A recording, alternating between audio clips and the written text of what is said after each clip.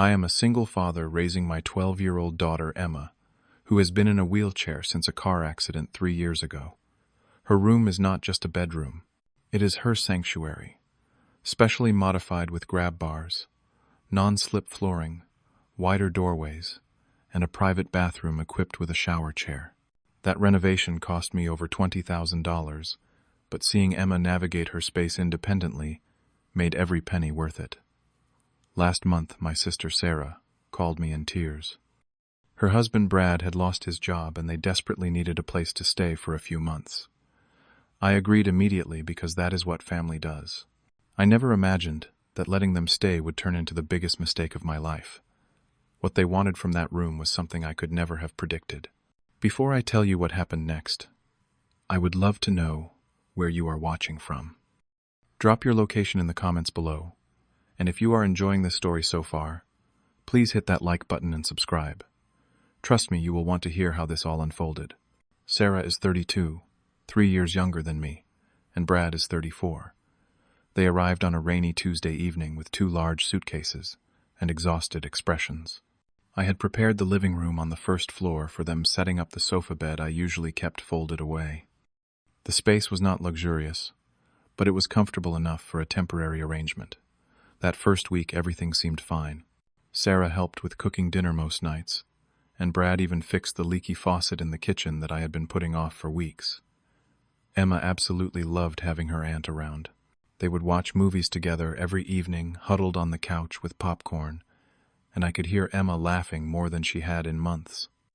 Our first dinner together felt like old times. Sarah made her famous pot roast, the one our mother used to make when we were kids. The smell filled the entire house, and Emma smiled wider than I had seen in a long time. Brad talked about his previous job as a sales manager at a mid-sized tech company. He explained that the company had gone through major restructuring, and his entire department had been eliminated.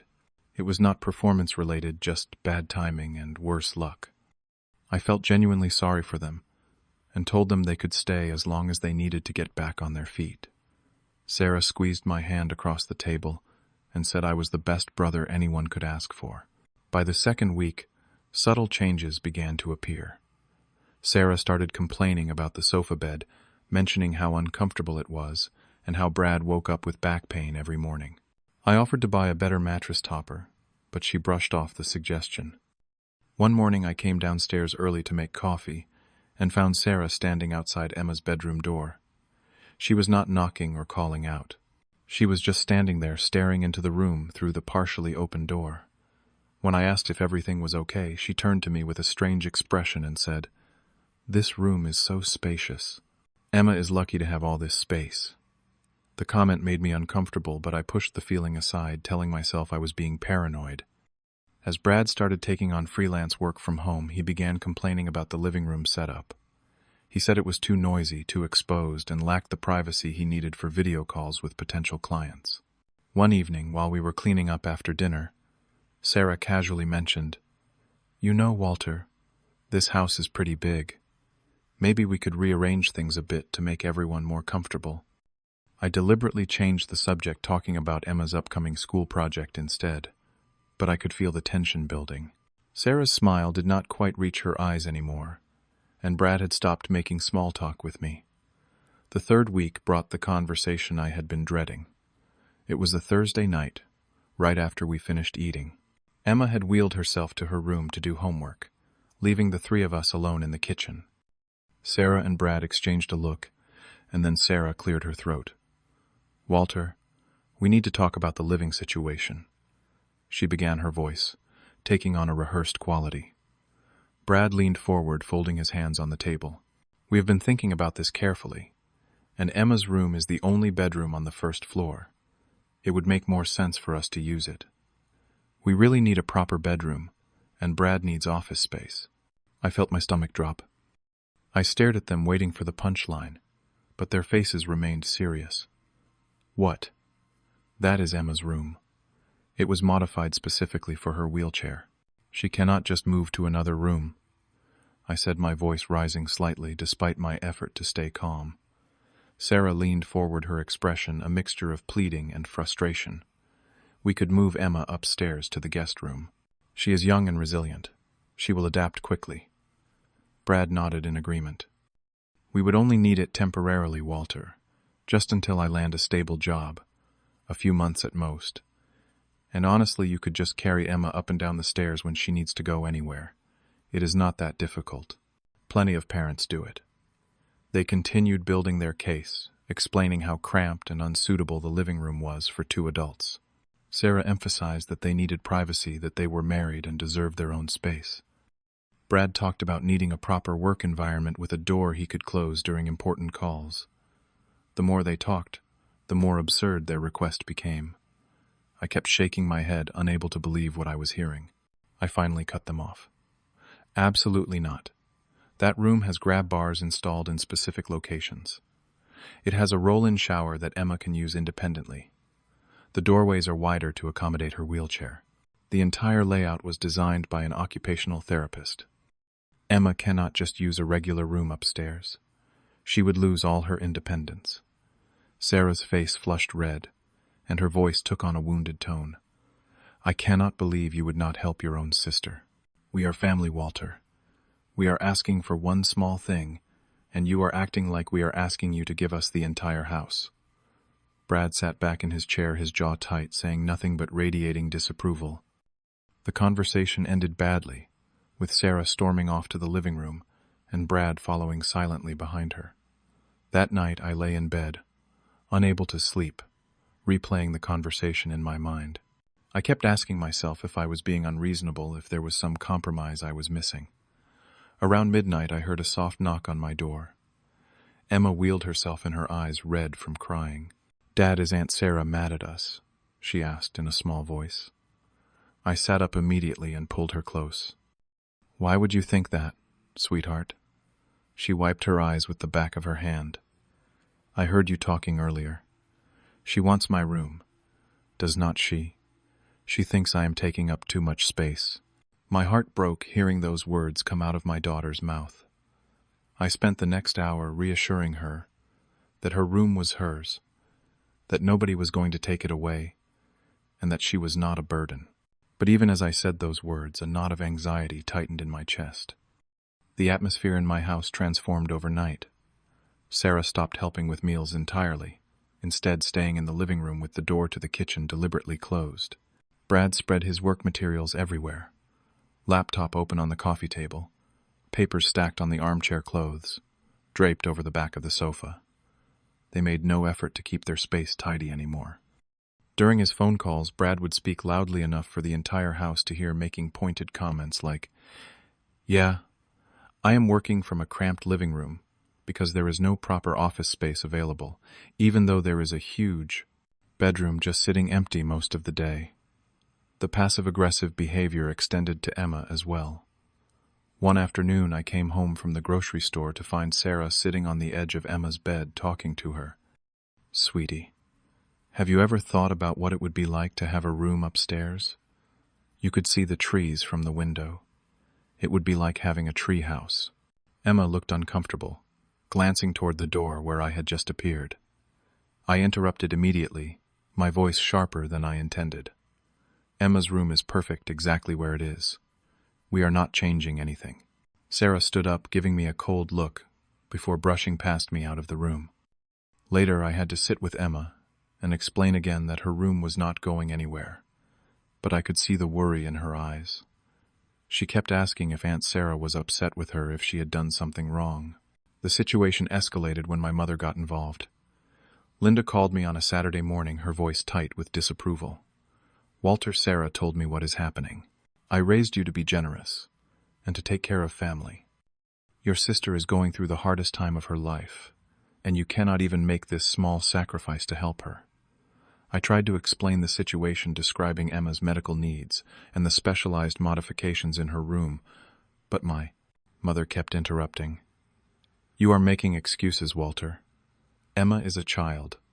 Children are adaptable. Sarah is your sister, and she needs you right now. I never thought I would see you act so selfishly. The conversation ended with me feeling completely isolated. Even my own mother thought I was in the wrong. Everything changed the following Tuesday. I had left work early because of a canceled afternoon meeting. When I walked through the front door, I found Brad in Emma's room with his phone out taking photographs.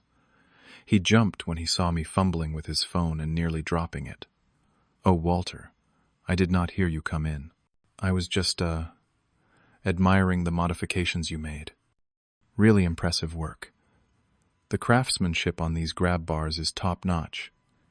His explanation sounded hollow, and the way he quickly pocketed his phone set off alarm bells in my mind.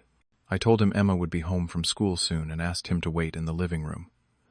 After he left, I stood in Emma's doorway trying to figure out what he had been doing. That evening, the truth revealed itself in the most unexpected way. I went to the kitchen around 9 to get a glass of water. As I passed through the living room, I noticed Brad's laptop open on the coffee table. He and Sarah had gone upstairs to use the bathroom, and the screen was still lit. I should not have looked. I knew it was an invasion of privacy. But something compelled me to glance at the screen, and what I saw made my blood run cold. The browser was open to Airbnb, showing a draft listing that had not been published yet. The title read, "Luxury Accessible Room in Quiet Neighborhood." Below it were photos. The same photos Brad had been taking in Emma's room earlier that week. The description went into detail about the fully equipped accessible bathroom, professionally installed grab bars, hospital-grade adjustable bed, and wheelchair-friendly layout. At the bottom in bold letters was the nightly rate, $150 per night. I stood frozen, staring at the screen as my brain struggled to process what I was seeing. They did not want to live in Emma's room. They wanted to rent it out. They wanted to turn my daughter's specially designed bedroom into a source of income. The modifications I had paid for the space, I had created specifically for Emma's independence and dignity. They saw it as a business opportunity.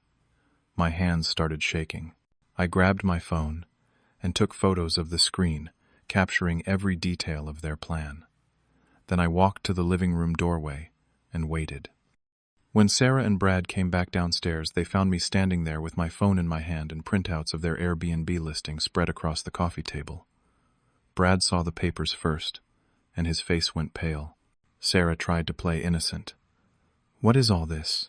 she asked, but her voice wavered. I did not yell. I kept my voice steady and cold. "I think you know exactly what this is. Care to explain why you were planning to rent out my daughter's room without telling me?" Brad started to deny it, but I held up my phone showing the photos I had taken. "I have screenshots, Brad. I have photos. Do not insult me by lying." The facade crumbled. Brad's shoulders sagged, and he exhaled slowly. "Fine.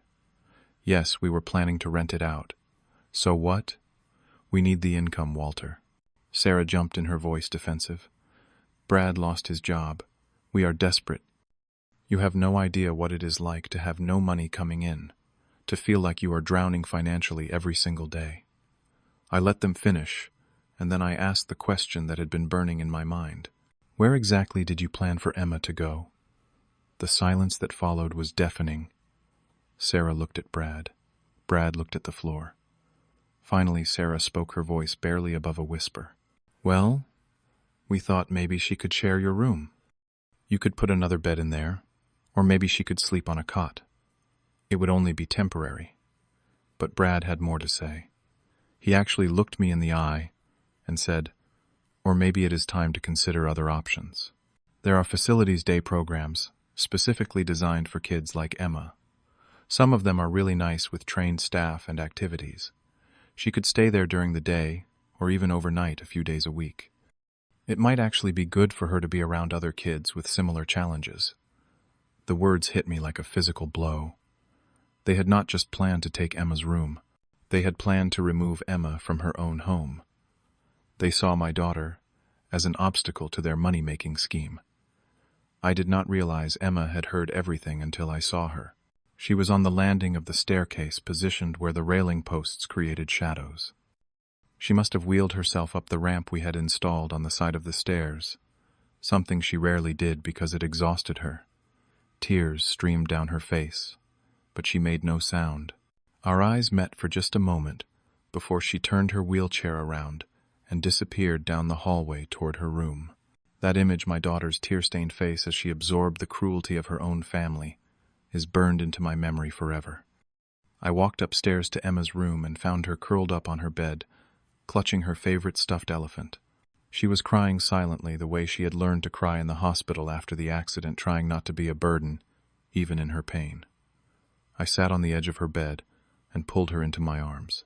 "Dad, I heard everything," she whispered against my chest. "They want to kick me out of my own room. They think I am a burden.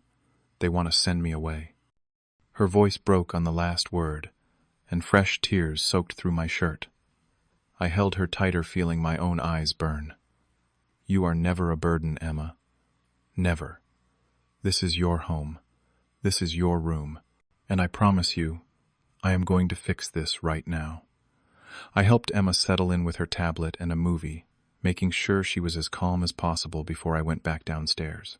Sarah and Brad were still in the living room now, sitting on the sofa and talking in hushed voices. They looked up when I entered, and whatever they saw on my face made them both go silent. I did not sit down. I stood in front of them and spoke in a voice I barely recognized as my own. "You have 24 hours to leave my house. I want you out by this time tomorrow." Sarah's mouth fell open. "You cannot be serious." "Walter, where are we supposed to go? We have no money. We have nowhere to go." I crossed my arms. "That is not my problem anymore. You crossed a line that can never be uncrossed. You were willing to hurt my child to displace her from her own home to make money off modifications I paid for. You even suggested sending her to a facility. There is no coming back from that." Brad stood up, his face flushing red. "This is ridiculous. You are completely overreacting. We were just trying to think of solutions. We were not actually going to do anything without discussing it with you first." I almost laughed at the absurdity. "You created an entire Airbnb listing without discussing it with me. You took photos of my daughter's room without permission. You manipulated our mother into thinking I was the bad guy. There is nothing left to discuss. Pack your things. You are leaving tomorrow." Sarah started crying, but they were angry tears, not sad ones. "I am your sister, Walter. Family does not throw each other out on the street. You are going to regret this. Everyone is going to know what you did." I walked to the front door and opened it. "Go ahead and tell whoever you want. Tell them the whole story, including the part where you tried to rent out a disabled child's room for profit. See how that works out for you. But do it from somewhere else, because you are not welcome here anymore." That night was one of the longest of my life. I barely slept, half expecting Sarah and Brad to try something. But morning came quietly. I woke up early and found them in the living room, their suitcases packed and standing by the door. Sarah's eyes were red and puffy. She made one last attempt. "Please, Walter. We made a mistake. We were desperate. People do stupid things when they are scared. But we are still family. You cannot just throw us away." I picked up their suitcases and set them outside on the porch. "You stopped being family when you decided my daughter was disposable. Now leave before I call the police for trespassing." Brad finally showed some emotion, his face twisting with anger. "You are making a huge mistake. You are going to need us someday, and we will remember this." I held the door open wider. "Out. Now." They left Sarah crying loudly, Brad silent and seething. I watched them load their car and drive away. Then I closed the door, locked it, and leaned against it with my eyes closed. The relief was overwhelming, but so was the sadness. I had lost my sister, at least for now, maybe forever. The fallout came quickly. My mother called within an hour, screaming at me over the phone. I let her yell for a full minute before I interrupted. "Mom, stop. You do not know the whole story. Sarah lied to you." I explained everything. The Airbnb listing the plan to rent out Emma's room, the suggestion about sending Emma to a facility. The line went quiet for a long moment. When my mother spoke again, her voice was different, smaller. "They told me you just did not want to share space, that you were being territorial. They did not mention any of this." I sighed. "They lied to you, Mom, just like they lied to me." I am not asking you to choose sides, but I need you to understand that I did what I had to do to protect Emma. My mother's response was complicated. She apologized for not listening to my side. First acknowledged that what Sarah and Brad had planned was wrong, but then added, "Sarah is still my daughter, Walter. I cannot just abandon her when she is struggling."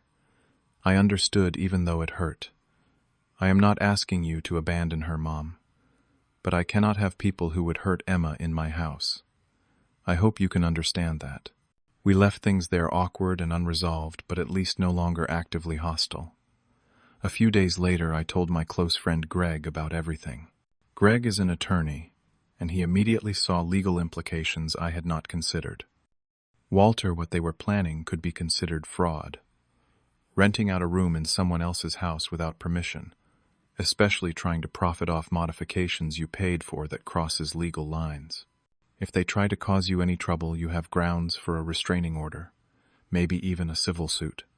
He advised me to change my locks immediately and install security cameras at the entrances to my house. I know it seems paranoid, Greg said, but people do crazy things when they feel wronged, even when they are the ones in the wrong. I took his advice. The next day, a locksmith came and changed all the locks. I installed 2 security cameras, one at the front door and one at the back. I also sent a formal email to Sarah and Brad from my personal account, keeping it brief and clear. Do not contact me or come to my property again. Any violation will be reported to the police.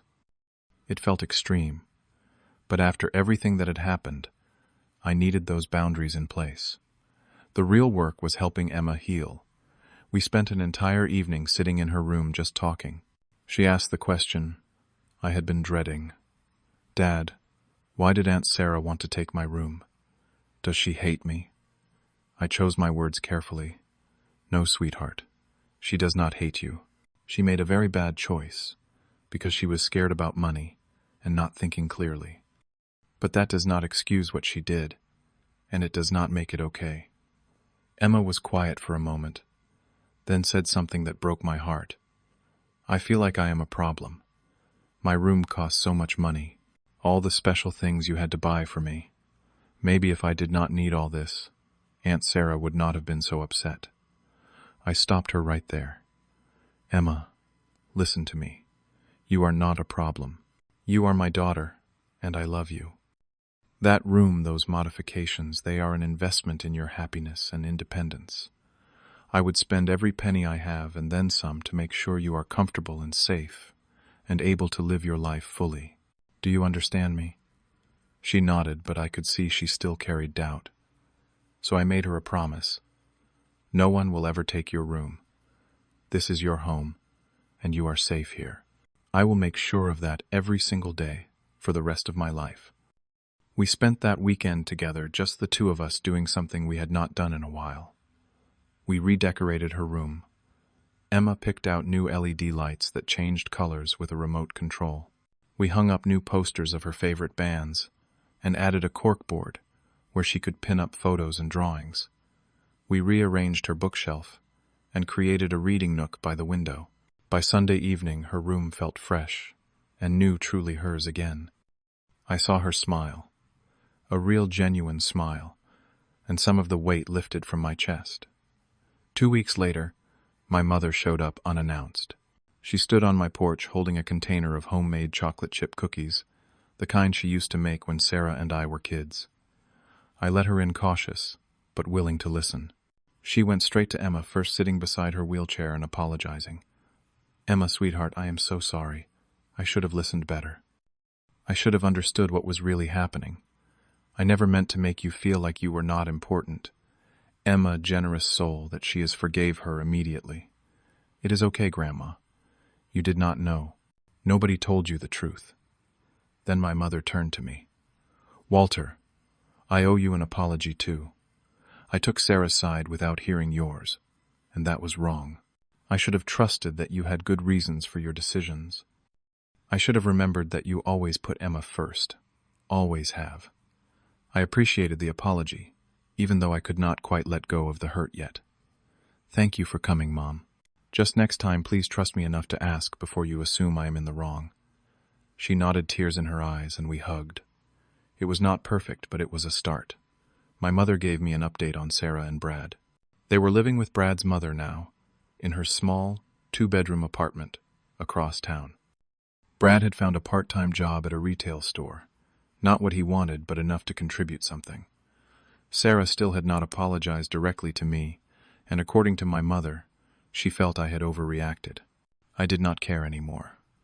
Their opinion of my choices did not matter. What mattered was the little girl sitting in the next room, safe and secure in her own home. The weeks immediately following Sarah and Brad's departure were harder than I expected. Even though I knew I had made the right choice, I kept replaying events in my mind, wondering if I could have handled things differently. At night, I would lie awake thinking about the relationship with my sister that had crumbled so completely. We had been close growing up, surviving a difficult childhood together, supporting each other through our parents' divorce. How had we gotten to this point where she could look at my daughter and see only an inconvenience, an obstacle to profit? I struggled with guilt, the kind that creeps in during quiet moments. Part of me wondered if I was being too harsh, if desperation really could excuse their behavior.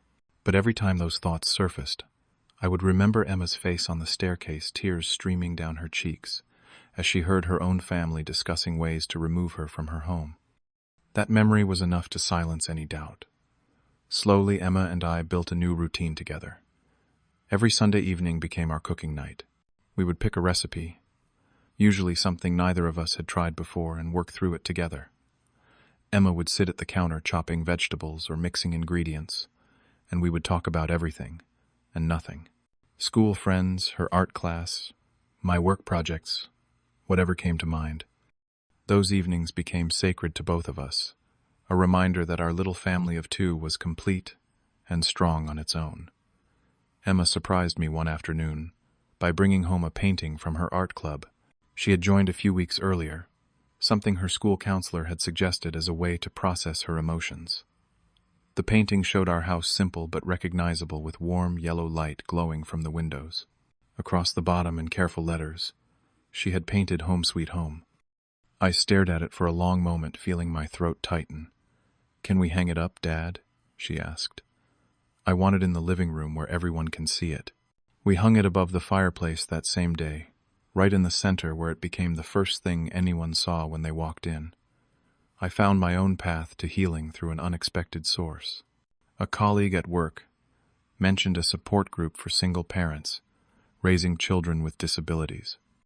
I was hesitant at first, uncomfortable with the idea of sharing my personal struggles with strangers, but I went to one meeting then another, and slowly I realized I had found something I desperately needed.